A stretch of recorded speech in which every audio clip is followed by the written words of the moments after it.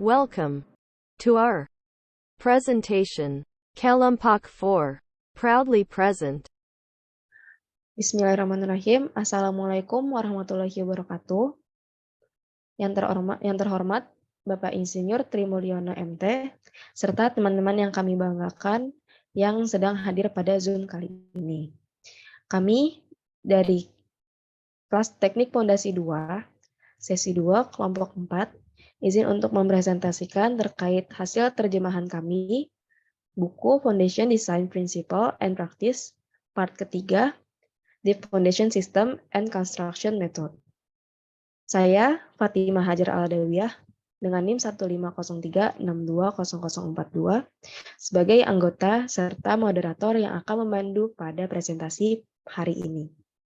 Selanjutnya akan dilanjutkan dengan perkenalan pada masing-masing anggota dari kelompok kami. Baik, terima kasih Fatimah. Perkenalkan, nama saya Yusri Korinah dengan NIM 1503620012.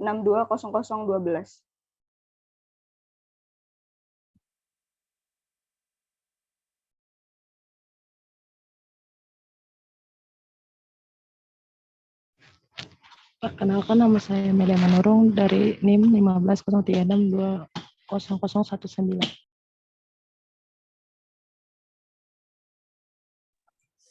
Saya Tio Irgi Rahmanto dengan NIM 150362039.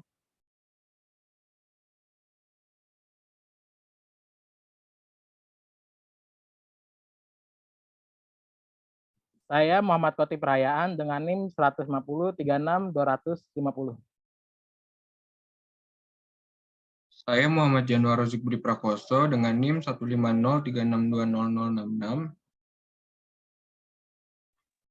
Saya Sri Mursiti Fatimah dengan NIM 15036620080. Saya Alma Anissa Salwa dengan NIM 15036200086. Dan saya Frio Hari Nugroho dengan NIM 15036200099. Baik, kali ini saya akan membacakan terkait rundown mengenai apa saja yang akan kita bahas pada presentasi kali ini. Yang pertama ada pembukaan berdurasi 1 menit. Yang kedua ada pemaparan materi yang berisikan 4 bab berdurasi 15 menit serta sesi tanya jawab yang akan dibagi menjadi sesi 1 berdurasi 5 menit.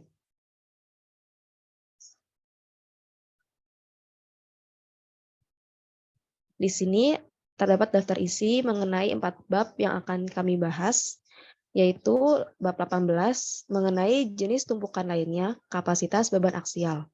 Bab 19 fondasi dalam kapasitas beban aksial berdasarkan metode dinamis. Bab 20 tiang status batas kemampuan servis, serta bab 21 tumpukan desain struktural. Kita masuk ke bab pertama, yaitu jenis tumpukan lainnya, kapasitas beban aksial, yang akan dibacakan oleh teman kami, Alma.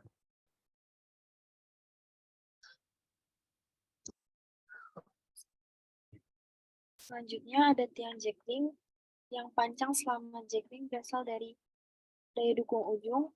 Setelah jackling, konsolidasi tanah di sekitar tumpukan menyebabkan pemulihan kekuatan geser yang membuat gesekan samping menjadi bagian yang signifikan dari kapasitas beban aksial nominal. Lalu yang kedua ada mikropil. Berbagai teknik konstruksi digunakan untuk membangun mikropil. Beberapa di antaranya mirip dengan konstruksi poros board. Sementara yang lain melibatkan penggunaan nut bertekanan dan lainnya. Next.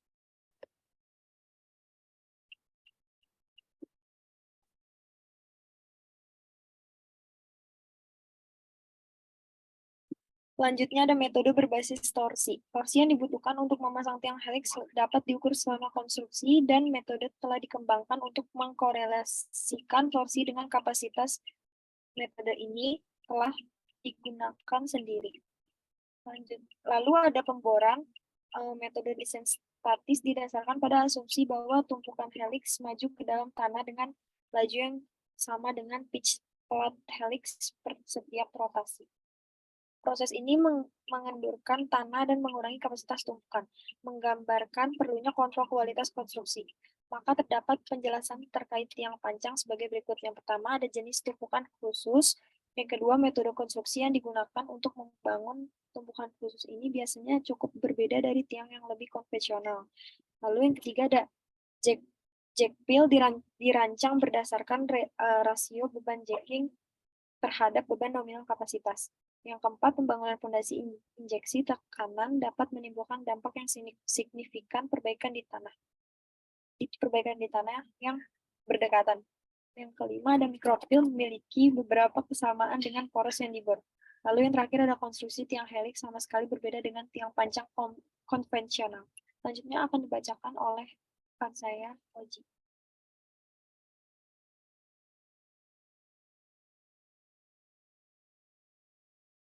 Oke, pada bab selanjutnya ada pondasi dalam kapasitas beban aksial berdasarkan metode dinamis. Yang pertama ada introduction. Ratusan formula penggerak tiang panjang telah diusulkan, beberapa di antaranya sudah ada sejak tahun 1850-an. Meskipun formula ini memiliki format yang berbeda, semuanya memiliki metodologi yang sama dalam menghitung kapasitas tiang panjang berdasarkan energi penggerak yang dihasilkan oleh palu. Mereka menggunakan prinsip kekekalan energi untuk menghitung kerja yang dilakukan selama mengemudi dan mencoba mempertimbangkan berbagai kerugian dan inefisiensi dalam sistem mengemudi menggunakan koefisien empiris.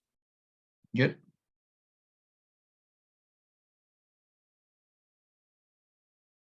Insinyur telah menggunakan formula pile driving sebagai berikut. Di lokasi di mana data diuji, beban skala penuh tidak tersedia. Formula pemancang tiang standar telah digunakan untuk menilai kapasitas beban statis tiang. Dalam praktiknya, setiap tiang memiliki kapasitas beban yang diperlukan yang sesuai dengan hitungan pukulan minimum tertentu yang dapat diterima. Lalu, di lokasi di mana data uji beban skala penuh tersedia, insinyur memodifikasi salah satu formula pemancang tiang panjang standar agar sesuai dengan hasil uji beban. Misalnya, jika formula tertentu memprediksi kapasitas tiang uji sebesar 20%, maka rumus tersebut dimodifikasi dengan faktor koreksi spesifik lokasi sebesar 1/1,20. Rumus khusus ini kemudian diterapkan pada tiang panjang lain di lokasi, dan dengan demikian merupakan cara untuk mengekstrapolasi hasil uji beban. Lanjut.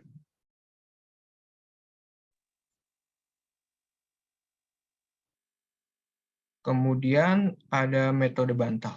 Pada metode bantal, perlengkapannya terdiri dari plat pemukul yang ditumbuk oleh ram, bantalan palu antara plat pemukul dan helm, dan dalam beberapa kasus bantalan tiang panjang antara helm dan tiang.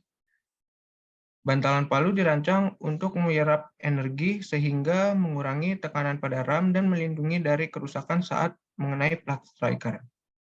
Di Amerika Utara sejauh ini bahan bantalan tumpukan yang paling umum adalah kayu lapis. Sifat material tipikal untuk kayu lapis dan bantal tumpukan kayu diberikan pada tabel 19. Baik, selanjutnya akan dilanjutkan oleh rekan saya. Ya, jadi di sini merupakan tabel dari sifat bantalan khas untuk analisis persamaan gelombang.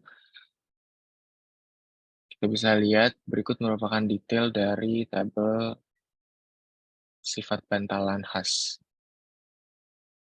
Next slide.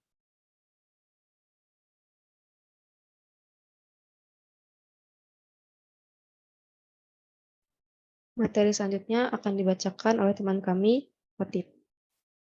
Oke, pada tabel bagian kiri di sini ada tabel 19.7, di mana tabel tegangan tiang yang diperbolehkan selama pemancangan yang biasa. Lalu selanjutnya di sini ada efek pembekuan atau relaksasi. Metode yang paling sederhana adalah dengan mengalihkan kapasitas EOD dengan faktor pembekuan yang lebih besar dari 1 atau faktor relaksasi yang kurang dari 1 sesuai dengan kebutuhannya. Lalu di sini ada pengujian dinamis high strength. Ketidakpastian dalam energi yang disampaikan ke kepala tiang pancang akibat kesalahan pemodelan. Lalu ketidakpastian dalam properti dinamik tanah, ketidakpastian jumlah pukulan saat tetap, dan juga hanya dapat digunakan untuk tiang pancang yang dipaku. Lalu selanjutnya di sini tes dinamik high strength durasi pendek. Metode ini sekarang sudah baku dan dijelaskan dalam standar ASTM D4945. Perlengkapan ini terdiri dari 3 komponen. Yang pertama, sepasang transedur tegangan, lalu yang kedua sepasang akseleratometer, lalu yang ketiga pile driving analyzer atau PDA. PDA memonitor dan merekam keluaran dari transducer tegangan dan akselerometer saat tiang dipasang dan mengevaluasi data sebagai berikut. Yang pertama, data tegangan. Data ini digabungkan dengan modulus elastis dan ruang penampang tiang, memberikan gaya aksial pada lokasi sensor. Lalu data percepatan yang diintegrasikan dengan waktu yang menghasilkan kecepatan partikel pada lokasi sensor. Lalu data percepatan yang diintegrasikan 2 kali dengan waktu menghasilkan perpindahan tiang selama pukulan palu. Next. Lalu selanjutnya ada metode case atau case method. Metode case melacak waktu kedatangan dan besarnya jejak tekanan dan kecepatan pantulan dan menggunakan metode analitis tertutup untuk menentukan kapasitas tiang statis menurut Hannigan tahun 1990. PDA diprogram untuk memecahkan kapasitas tiang menggunakan metode ini dan memberikan hasil komputasi ini secara real time di lapangan. Lalu selanjutnya ada metode pencocokan gelombang. Metode pencocokan gelombang sendiri adalah sebuah metode yang digunakan untuk mengukur kapasitas fondasi yang akurat. Lalu selanjutnya uji menggunakan drop hammer. Metode ini dapat memberikan verifikasi dinamis dari kapasitas beban yang ditentukan dari metode analitik sambil lebih murah daripada uji beban statis. Hal ini terutama benar dengan shaftbore berkapasitas tinggi di mana beban statis terlalu mahal. Lalu selanjutnya uji beban gaya impuls atau nadi gaya. Uji beban nadi gaya atau uji dinamis dengan durasi panjang berbeda dengan uji durasi pendek karena beban yang diterapkan pada ujung tiang berlangsung selama 50 hingga 200 milidetik yang biasanya 10 atau lebih kali lebih lama dari beban yang diterapkan selama uji durasi pendek. Satu kekurangan dari uji beban nadi gaya adalah bahwa hanya dapat menentukan kapasitas statis total dari tiang. Selanjutnya sistem uji beban dinamik statnamik. Model statnamik memuat fondasi dengan membakar propelan yang terletak di dalam ruang tekan yang ditempatkan antara fondasi dan massa reaksi. Instrumen untuk uji statnamik hampir selalu mencakup gauge regangan dan akselerometer yang ditempatkan dekat kepala tiang, sama seperti metode case atau Kapwap. Lalu sistem drop hammer. Sistem pengujian pulsa gaya jenis lain menggunakan bobot jatuh yang sama dengan yang digunakan untuk pengujian dinamis tahanan tanah yang singkat. Bantalan tiang yang tebal menurunkan beban puncak dan meningkatkan durasinya dibandingkan dengan pengujian tahanan tanah dinamis yang singkat. Pada materi selanjutnya akan dibacakan teman saya Fatimah. Untuk Fatimah dipersilakan. Baik, selanjutnya ini ada metode analisis titik bongkar, yaitu metode up adalah massa kaku untuk tiang pancang dengan pegas non-linear dan dashpot untuk respon tanah. Yang pada metode ini terdapat rumus dan selanjutnya ini ada modifikasi UP untuk memperhitungkan jarak tubuh tak kaku. Metode UP ini mengasumsikan bahwa tiang pancang bergerak sebagai benda tegar. Yang selanjutnya ada penyesuaian untuk pengujian pada tanah kohesif. Semua efek dinamis ditangkap oleh koefisien redaman dan suku percepatan tiang. Kapasitas tiang ditentukan dengan uji beban pulsa gaya yang dianalisis menggunakan metode ini lebih baik dibandingkan dengan kapasitas yang ditentukan melalui uji beban statis. Yang selanjutnya ini juga ada penerapan tes beban, denyut dinamis, dan tegangan tinggi. Uji beban dinamis ini memiliki regangan tinggi dan uji beban pulsa gaya berdurasi panjang adalah alat berharga yang dapat digunakan oleh insinyur fondasi untuk menentukan kapasitas tiang pancang dan poros bor. Selanjutnya ini kita memasuki bab ke-20 yaitu tiang status batas kemampuan servis. Di sini ada beberapa sub yaitu beban desain yang merupakan untuk analisis SLS berbeda dengan beban desain yang digunakan untuk analisis beban analisis ULS. Sayangnya kode di bangunan tidak memberikan banyak panduan jika ada, sehingga insinyur harus mengandalkan praktik standar dan penilaian teknis. Selanjutnya ini ada analisis penurunan berdasarkan uji beban, yang dimana cara paling baik untuk menentukan penurunan yang sesuai dengan beban desain tertentu yang bekerja pada tiang tunggal. Nah, ini ada juga mobilisasi kapasitas tiang yang merupakan gabungan dari penurunan yang diperlukan untuk memobilisasi tahanan gesek samping. Di sini ada grafik pada gesekan samping serta rumus-rumus yang digunakan pada gesekan samping. Materi selanjutnya akan dibacakan oleh teman kami, Tio.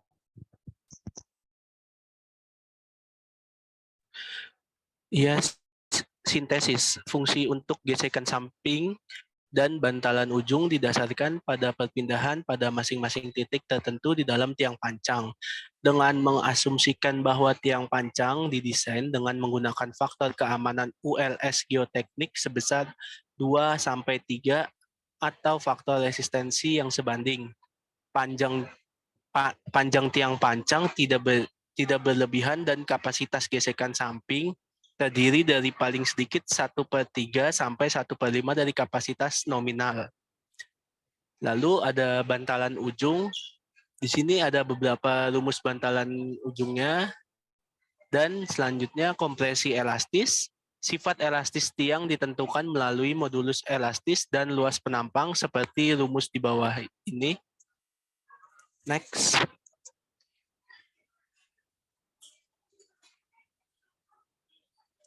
Selanjutnya metode TZ. Metode TZ atau Craft et al. Metode ini mempertimbangkan ketiga komponen atau gesekan samping bantalan ujung dan kompresi elastis dan interaksi di antara ketiganya. Lalu ada penyelesaian tiang kelompok atau metode pijakan setara, yaitu metode pijakan setara mengevaluasi penurunan kelompok pondasi dengan menggantikannya dengan pondasi setara imajiner pada suatu kedalaman tertentu. Dan ada metode analisis statis sederhana dan ada beberapa rumus seperti di slide ini. Selanjutnya akan dibacakan oleh teman saya.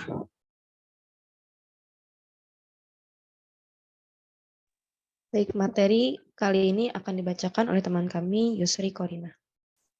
Baik, terima kasih Fatimah selaku moderator. Baik, untuk selanjutnya yaitu ada tumpukan desain struktural. Next. Baik, yang pertama yaitu ada kriteria desain. Nah, di mana desain struktural tiang pancang ini mirip dengan bangunan atas, tetapi ada juga perbedaan pentingnya. Nah, desain struktural ini dapat didasarkan pada desain tegangan yang diizinkan seperti ASD dan lainnya.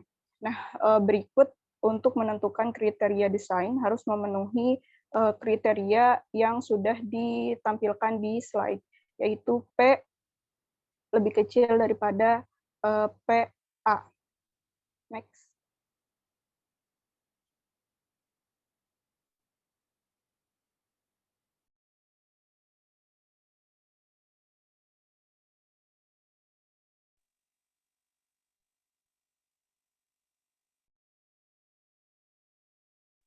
Baik, untuk selanjutnya yaitu ditampilkan tabel 21.2 mengenai bagian tingkat pipa baja yang umumnya digunakan di Amerika Utara.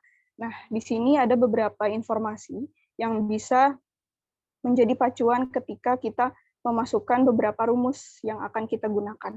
Nah, formulasi ini menjadi lebih kompleks ketika tumpuan terbuat dari komposisi bahan seperti pipa baja, isi beton, atau beton bertulang. Nah, kasus-kasus ini dibahas nanti di bab selanjutnya. Nah, untuk tujuannya sendiri yaitu untuk menghitung beberapa rumus yang akan kita perlukan di perhitungan selanjutnya. Baik, untuk selanjutnya akan dijelaskan oleh rekan saya. Terima kasih. Selanjutnya ada tiang pancang. Desain struktural tiang pancang harus mempertimbangkan masing-masing kondisi pembebanan berikut. Yang pertama ada beban penanganan, adalah beban yang dibebankan pada tiang pancang antara waktu pembuatan dan waktu pancang berada di tiang pancang dan siap untuk digerakkan. Beban ini dihasilkan oleh derek, forklift, dan peralatan konstruksi lainnya. Lalu yang kedua ada beban penggerak dihasilkan oleh pile hammer selama penggerakan. Tiang pancang kayu dan beton sangat rentan terhadap kerusakan akibat beban penggerak. Lalu yang selanjutnya ada beban desain, adalah beban dari struktur yang sudah selesai yang dapat dinyatakan dalam bentuk ASD atau LRFD. Sebagian besar upaya desain berfokus pada menahan beban ini. Lalu jenis-jenis struktural tiang pancang yaitu ada tiang pancang kayu, tiang pancang baja, tiang pancang pipa baja isi beton, dan tiang pancang beton prategang. Next. Lalu selanjutnya ada mengenai tekanan. Penanganan yang tidak tepat dapat dengan mudah mematahkan tiang pancang beton prategang, terutama jika dibawa melintasi lokasi dalam posisi horizontal. PCI 2004 merekomendasikan untuk mengevaluasi tegangan lentur menggunakan 1,5 kali berat yang untuk memperhitungkan beban dinamis yang terkait dengan penanganan beserta tegangan lentur yang diizinkan. Lalu tekanan mengemudi, tiang pancang beton prategang dapat mengalami kerusakan akibat tekanan penggerak. Ketika memancang tiang pancang di lingkungan yang sangat korosif, tegangan penggerak tarik yang diizinkan terkadang dibatasi hingga FPC untuk mengurangi potensi timbulnya retakan kecil yang dapat menyebabkan korosi pada untaian prategang. Lalu selanjutnya ada properti material poros yang dibor dan tiang pancang auger. Poros bor dan tiang pancang auger biasanya dibuat dengan beton yang memiliki kekuatan tekan 28 hari FC sebesar 24 hingga 35 MPa. Brown DKK 2010 merekomendasikan ukuran agregat maksimum untuk poros tidak lebih dari 1/10 jarak antar tulangan. Baja tulangan dengan EV 420 MPa paling sering ditentukan untuk poros yang dibor dan tiang auger. Lalu selanjutnya ada penutup beton. ACI menetapkan penutup beton minimum 75 mili atau 3 inci antara tulangan dan tanah. Lalu AASHTO menetapkan minimum 50 hingga 75 mili tergantung pada kondisi. Selanjutnya akan dilanjutkan oleh Emelia. Baik, selanjutnya saya akan melanjutkan tentang untuk poros yang untuk bor pada tiang auger yang mengalami konversi reaksi tanpa geseran maupun momen beban yang diizinkan, ASD yang diizinkan, yakni pada layar, seperti pada gambar yang telah kita dapat lihat. Nah, dalam hal ini tegangan tarik maupun bebannya ini dapat dibatasi hingga 165 MPa dan 220 FPa. Nah, sehingga proses perancang pile cap-nya ini sangat mirip dengan proses pembuatan fondasi telapak dengan beberapa persyaratan tambahan. Nah, kedua desain ini harus mendistribusikan beban terkonsentrasi dari kolom ke bagian bawah fondasi hingga pada penutupnya. Nah, meskipun dari pendapat ASI ini yang tahun 2011 secara eksplisit ini mengecualikan tiang pancang secara umum dalam mencakup ketentuan desain untuk tiang pancang di zona seismik. Nah, dalam hal ini meliputi penguatan tambahan di dalam tiang dan sambungan yang lebih baik antara tiang pancang dan pile cap. Selanjutnya itu ada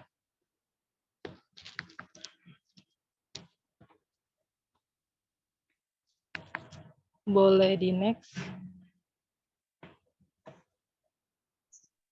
Baik, untuk materi kali ini sudah berakhir, maka kami akan memulai sesi tanya jawab. Bagi yang ingin bertanya, dipersilakan dengan durasi waktu 5 menit.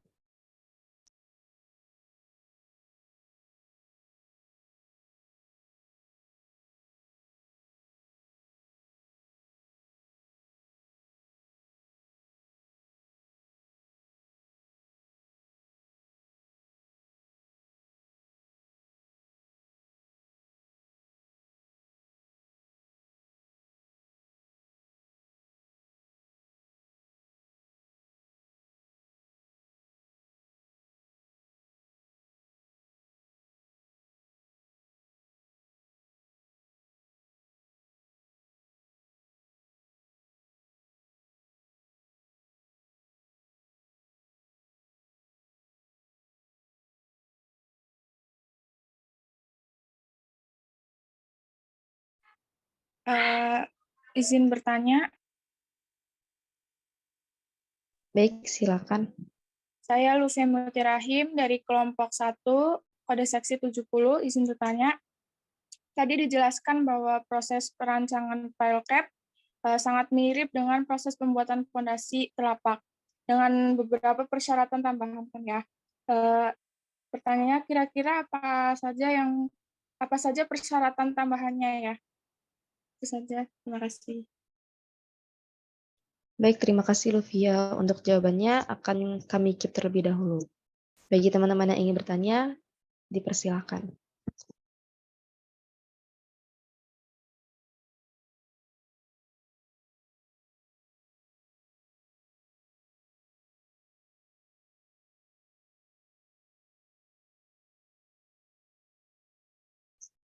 Baik, di sini di kolom chat terdapat pertanyaan dari Sarah Putri Ilyadi mengenai pada slide 20 terdapat tabel 21.2 yang merupakan bagian tingkat pipa.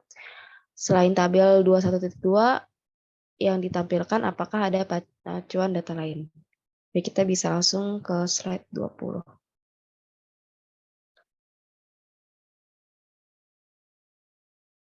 Terima kasih Sarah untuk pertanyaannya.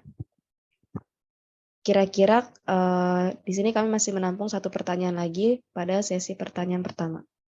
Yang ingin bertanya dipersilahkan.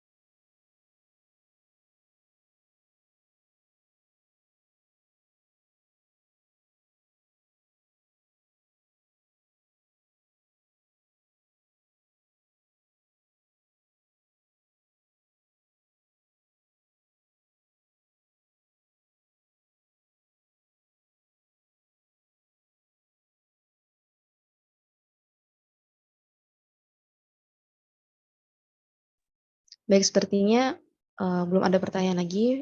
Kami dari kelompok 4 ingin menjawab pertanyaan dari Luvia terlebih dahulu.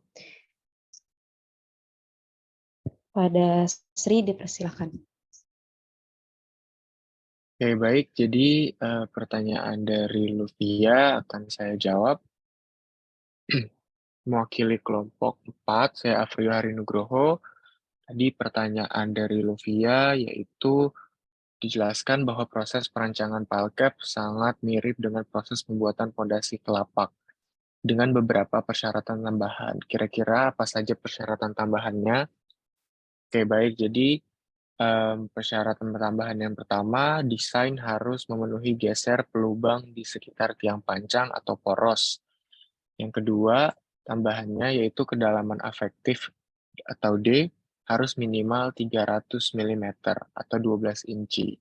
Hal ini menyiratkan ketebalan minimum dilamakan dengan T sebesar 400 mm atau 18 inci. Dan syarat yang terakhir yaitu gaya dukung antara tiang pancang atau poros dan tutup tidak boleh melebihi kapasitas masing-masing elemen. Nah, itu merupakan jawaban dari pertanyaan dari Luvia. Sekiranya sudah jelas. Jelas, Afrio. Terima kasih. Sama-sama.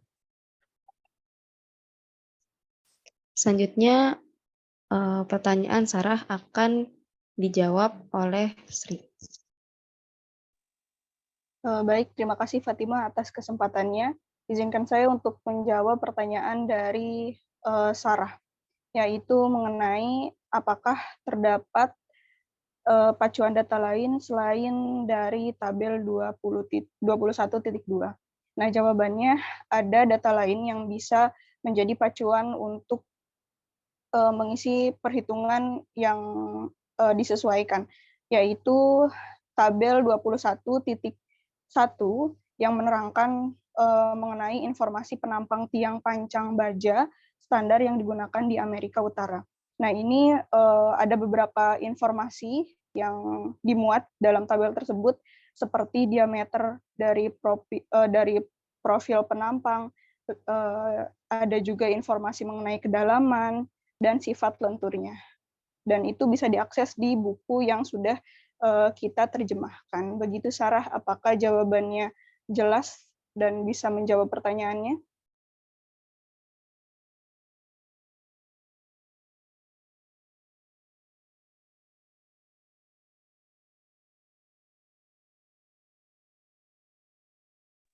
Baik, terima kasih Sarah. Saya kembalikan ke moderator. Fatima, dipersilahkan. Baik, terima kasih untuk Afrio dan Yusri yang telah menjawab pertanyaan dari Sarah dan Luvia. Di sini sebelum menutup pada presentasi ada kutipan, if you don't have solid belief, you can build a stable life. Belief are like the foundation of building, and they are the foundation to build your life upon. Kutipan dari Albert Montaubert. Baik, terima kasih pada kesempatan kali ini. Terima kasih untuk teman-teman yang sudah hadir pada presentasi kami hari ini. Saya Fatimah Hajar, selaku moderator izin undur diri. Wassalamualaikum warahmatullahi wabarakatuh.